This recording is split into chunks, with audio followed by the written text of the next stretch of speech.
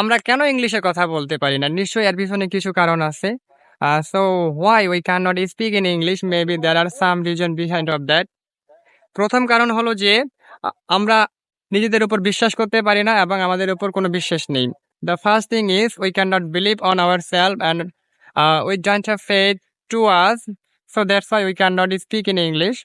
দ্বিতীয় কারণটি হলো যে আমরা লোকের সামনে কথা বলতে ভয় পাই, লজ্জা পাই।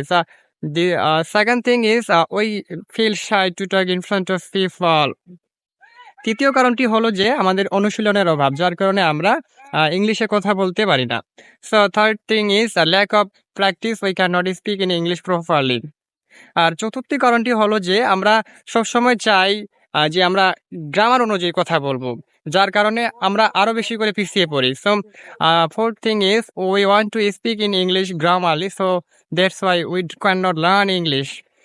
পঞ্চম কারণটি যেটা হলো, সেটা হলো যে আমরা যখন কথা বলি মাঝে, মাঝে থেমে যাই এবং আমরা ভাবি আমার দ্বারা মনে হয় হবে না।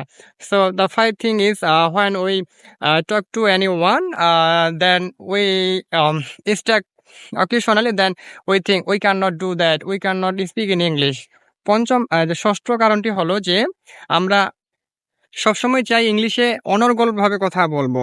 সেটা শুরুতে হোক বা শেষে হোক। সো বিশেষ করে আমরা শুরুতেই চাই যে আমরা ইংলিশে অনর্গলভাবে কথা বলবো।